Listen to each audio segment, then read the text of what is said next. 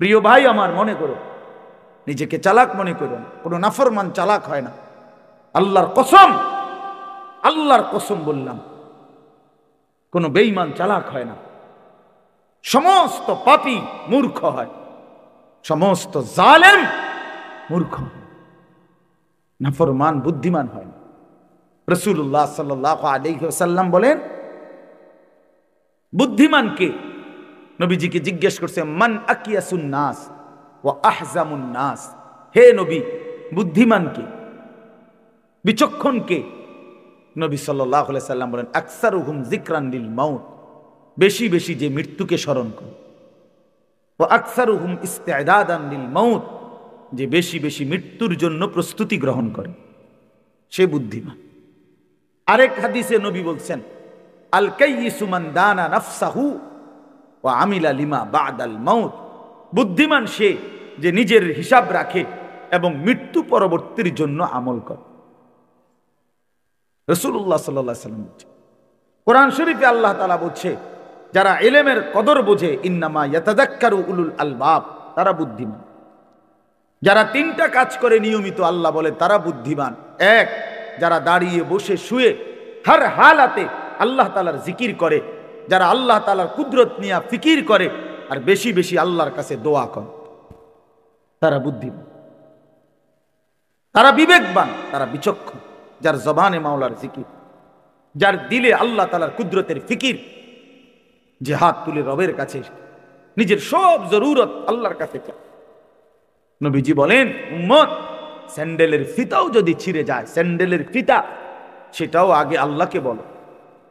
শিরাকা না আলাইক, জুতার ফিতা আল্লাহর কাছে বলো, আল্লাহর কাছে বলো। ইজা সাআলতা ফাসআলিল্লাহ, নবী সাল্লাল্লাহু আলাইহি ওয়াসাল্লাম বলে, কিছু চাইলে আল্লাহর কাছেই চাও। ওয়া ইজা ইসতাআনতা ফাসতাইন বিল্লাহ, সাহায্য প্রার্থনা করিলে আল্লাহর কাছেই সাহায্য প্রার্থনা। আল্লাহ তাআলা, নবীজি সাল্লাল্লাহু আলাইহি ওয়াসাল্লাম, কেউ পাত্তা না দিলেন আপনারা, কোনো অসুবিধা নেই। ছেলেরা, তোমরা যদি কেউ পাত্তা না দাও, বাবা, ইসলাম ঠকবে না, তুমি ঠকে যাবে। ইসলাম তোমার মুহতাজ না, আল্লাহর কোরআন তোমার মুহতাজ। কোন জালেম, কোন নাফরমান, কোন পাপীর কারণে ১৫০০ বছরের ভিতরে কোরআন এক জাররা বিন্দু কমে নাই, কমছে, কিন্তু জালেম ধ্বংস হয়েছে, শেষ। আজকে শেষ জালেম আরেক, সারা পৃথিবীর কুখ্যাত এক জালেম, সিরিয়ার ২৪ বছরের এক জালেম শাসক আজকে বিদায় নিছে। ওই বেঈমানও বিদায় নিছে। অল্প কিছুদিন আগে একবার ১৬ বছরের জালেম বিদায় নিছে, এবার ২৪ বছরের জালেমও পৃথিবীতে বিদায় নিছে। সারা পৃথিবীতে স্বৈর শাসক, অন্যায়কারী, জুলুমকারীর বিদায়ের ঘন্টা বাজতেছে সারা পৃথিবীতে।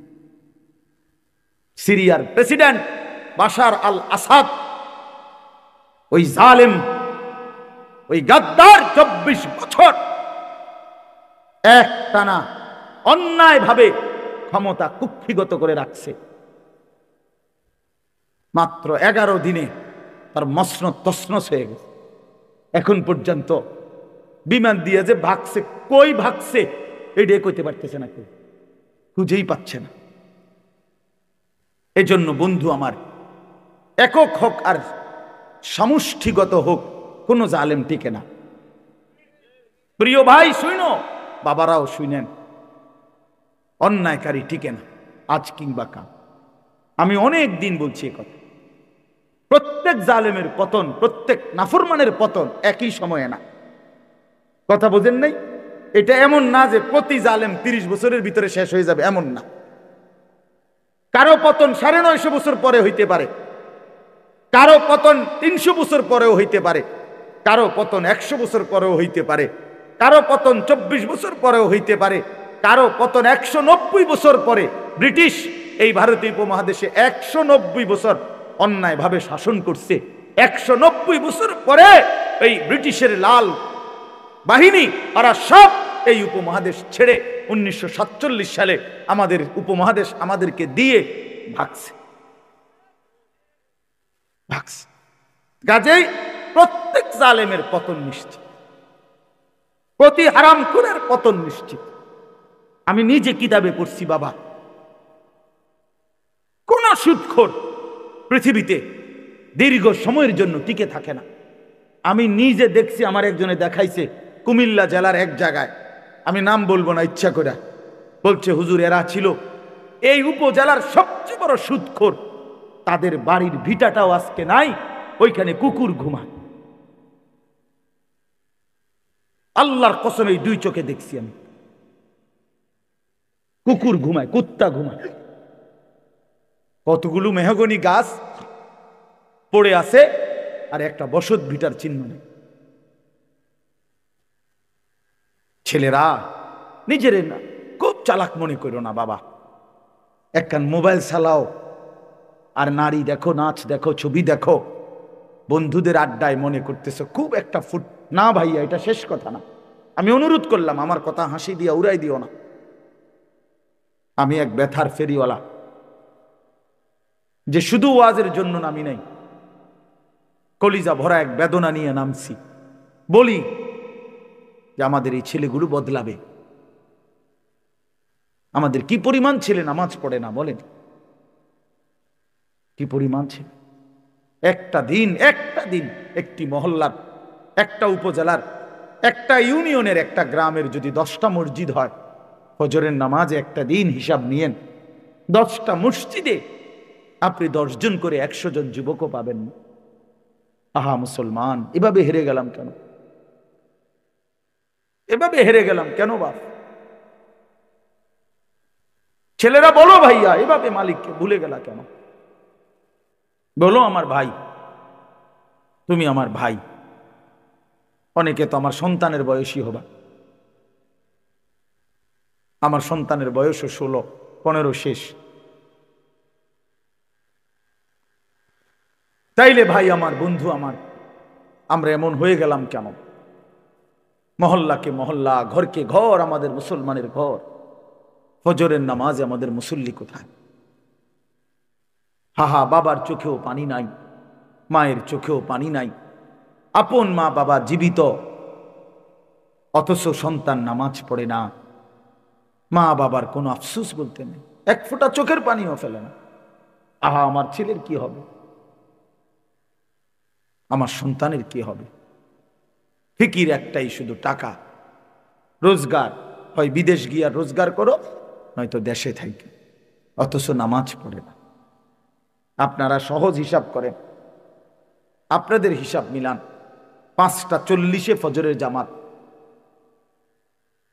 কেউ যদি 10টা বাজে ঘুমায়, 11টা বাজে ঘুমায়, রাত 11টা, 12টা, 1টা, 2টা, 3টা, 4টা, 5টা, প্রায় 7 ঘন্টা। একজন চিকিৎসা বিজ্ঞানী ডাক্তারের মতেও স্বাভাবিক সুস্থ সামর্থ্যবান মানুষ 6 ঘন্টা ঘুমাইলে আনাফ। একদম পূর্ণ যুবকও যদি 6 ঘন্টা, এর বেশি কোনো জরুরত নেই। তাইলে বন্ধু আমার, আজকের সন্ধ্যায় যখন সূর্য ডুবছিল, ছেলেরা 1টা মিনিট ভাবো তো, আল্লাহ তাআলা বলে, বান্দা ধীরে ধীরে অন্ধকারের কালো চাদর দিয়ে আমি পৃথিবীটা ঢেকে দিছি, এবং রাত যত গভীর হইছে, চারিদিকের আওয়াজ আমি তত নিস্তব্ধ করে দিয়েছি।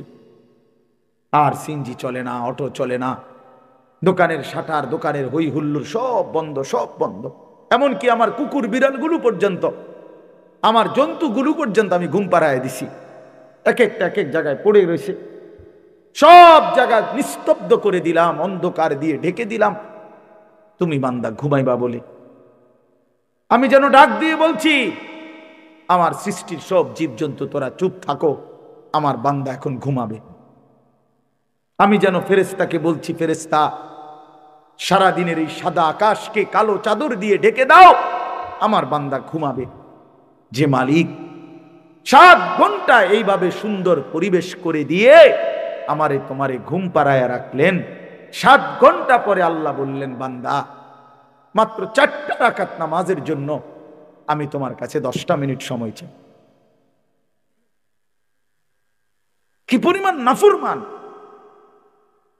কি পরিমাণ অসভ্য, কি পরিমাণ নিকৃষ্ট জানোয়ার, কি পরিমাণ নিকৃষ্ট জানোয়ার, হাইওয়ান, কত বড় চতুষ্পদ জন্তু এটা, যে মালিক তারে 7 ঘন্টা ঘুম পাড়ায় রাখছে, সে সেই মালিকের 4 রাকাত নামাজের জন্য 10টা মিনিট সময় দিতে রাজি না।